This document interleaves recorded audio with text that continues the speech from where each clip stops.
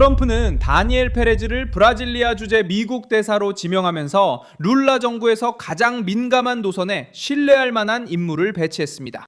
바로 워싱턴이 PCC와 코만두 베르멜류에 대한 압박을 강화하고 브라질 조직 범죄를 국제 안보 문제로 삼는 시점에 말이죠. 2026년 6월 2일 화요일, 이 움직임은 이타마라티에 보내는 강한 경고가 됐습니다. 백악관은 단순한 외교적 대화만을 원하는 것이 아니라 브라질을 면밀히 관찰할 누군가를 원합니다. 룰라와 워싱턴의 관계, 정부의 범죄 조직 대응, 빅테크에 대한 압박, 그리고 이 지역에서의 중국 영향력 확대까지 모두 말이죠. 페레스는 플로리다 출신의 공화당원으로 쿠박의 부모를 두었고 마르코 루비오와 같은 정치 환경에 있습니다. 그리고 그는 국제적 압력을 주권 침해라고 주장하는 정부들의 논리를 이해하기 때문에 좌파를 두렵게 하는 인물로 평가받고 있습니다. 진짜 문제는 내부에 있습니다. 트럼프가 미니 루비오를 브라질리아에 보낸 이유는 무엇일까요? 루라는 이를 막으려 했는데 무슨 문제가 있었던 걸까요? 그리고 이 지명이 어떻게 PT에 불리하게 판도를 바꿀 수 있는지 곧 모두 말씀드리겠습니다. 이런 직설적이고 군더더기 없는 컨텐츠를 좋아하신다면 구독을 고려해보세요. 여기서는 매일 이런 영상을 올리고 있습니다. 백악관은 미국 상원에 다니엘 페레스가 브라질 주재 미국 대사로 임명되도록 지명장을 보냈습니다. 이 자리는 엘리자베스 베어드가 조 바이든 행정부 시절에 떠난 이후로 공석이었으며 브라질리아 주재 미국 외교 사절단은 그동안 임시로 운영되어 왔습니다. 도널드 트럼프의 선택은 아무 때나 나온 것이 아닙니다. 다니엘 페레스는 공식적으로 임명되기 전에 아직 미국 상원의 인준을 받아야 합니다. 그럼에도 불구하고 이번 지명은 이미 정치적인 의미를 지니고 있습니다. 그는 플로리다주 하원 의장을 맡고 있으며 공화당원입니다. 뉴욕에서 태어나 플로리다에서 자랐고 충실한 인물입니다. 쿠바 이민자의 아들입니다.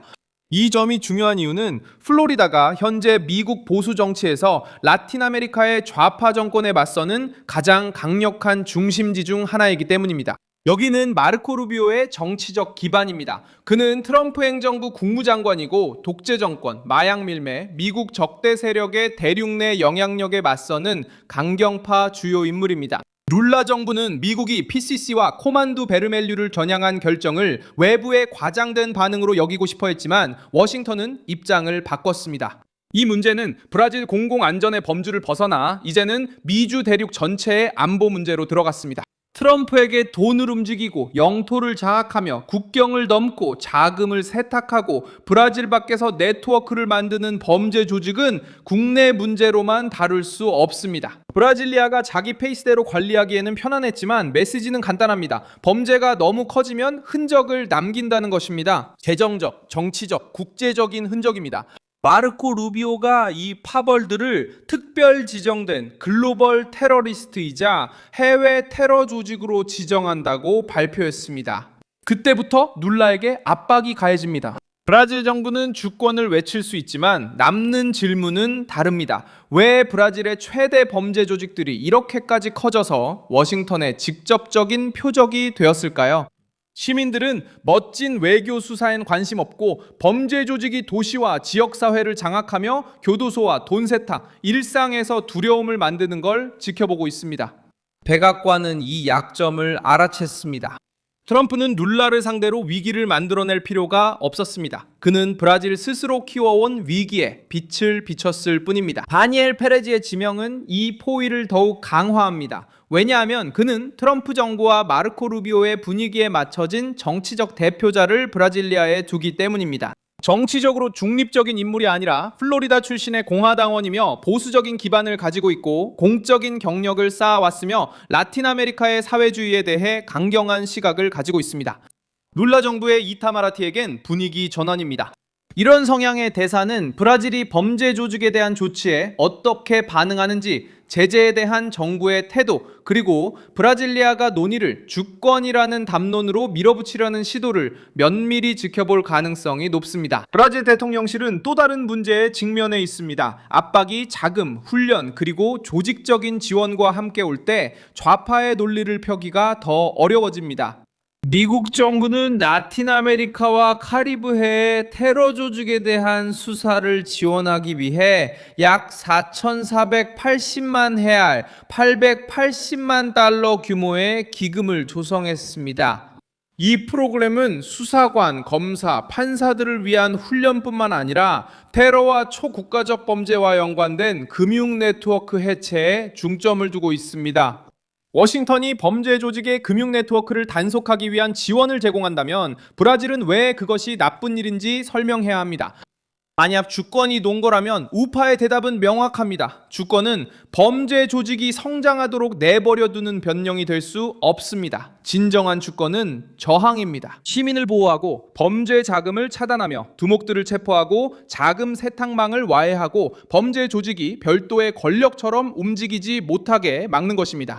불편함이 커지는 이유는 이 논의가 정부 진영의 장관들과 동맹들이 소셜미디어에 대한 더 많은 통제와 빅테크에 대한 더 강한 압박을 주장하는 동시에 이루어지고 있기 때문입니다.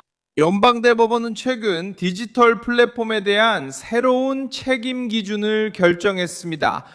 그리고 정부는 디지털 환경에서 불법으로 간주되는 컨텐츠를 단속하기 위해 공식 기관에 더 많은 권한을 부여하는 법령을 발표했습니다. 우파 진영에게는 그 그림이 분명해 보입니다. 범죄 조직에 대한 미국의 압박에 대해 불평하는 바로 그 정부가 소셜미디어에서의 발언을 통제하기 위해 더 많은 권한을 원하고 있습니다. 바로 이 지점에서 다니엘 페레스가 전략적인 인물이 됩니다. 그는 루이스 이나시우 룰라 다시우바 정부가 공공안전, 기술, 외교 그리고 미국과의 관계에서 압박을 받고 있을 때 브라질의 논쟁에 등장합니다. 도널드 트럼프가 지명한 대사는 브라질리아를 자극하려고 시끄러운 연설을 할 필요가 없습니다. 사실을 지켜보고 보고서를 받고 정치계와 대화하며 미국 기업들과 이야기하고 법적 환경을 관찰하며 브라질 정부가 각 움직임에 어떻게 반응하는지 워싱턴에 보고하는 것만으로 충분합니다. 미니 루비오라는 별명이 붙은 이유는 페레스가 플로리다의 보수주의, 쿠박의 미국인의 반공주의, 그리고 카르텔, 독재 정권, 초국가적 네트워크에 대한 강경한 안보 의제를 바탕으로 형성된 정치 세대를 대표하기 때문입니다. 룰라는 이런 종류의 압력을 잘 알고 있습니다. 이것은 느린 관료적 외교가 아닙니다. 이제 이타마라티는 트럼프의 신임을 받고 온 인물과 상대해야 합니다. 브라질 정부가 사안을 진정시키려 하면 워싱턴은 다시 그 주제를 꺼냅니다. 만약 그들이 범죄 조직 규정을 정치적 공격으로 바꾸려 한다면 백악관은 자금 세탁, 마약 밀매, 그리고 지역 확장 문제를 지적합니다. 브라질 우파를 비난하려 해도 명백한 사실은 변하지 않습니다. PCC와 코만두 베르멜류는 너무 커져서 미국의 표적이 되었고 이제 브라질 국경을 넘어선 위험이 되었습니다. 좌파는 트럼프가 브라질을 정치적으로 이용하고 있다고 주장하려 합니다. 하지만 불안에 둘러싸여 사는 브라질 사람들은 이야기의 다른 면을 잘 알고 있습니다. 국가가 실패하면 누군가 그 자리를 차지합니다. 범죄 조직이 그 자리를 차지하면 더러운 돈이 경제로 들어오게 됩니다. 이 더러운 돈이 국경을 넘어서면 그 문제는 더 이상 국내 문제만이 아닙니다. 또 미국 같은 강대국이 돈의 흐름을 추적하면 많은 사람들이 잠 못 이룰 겁니다. 이 임명은 또 다른 민감한 문제, 즉 대륙 내 영향력 경쟁과도 맞닿아 있습니다.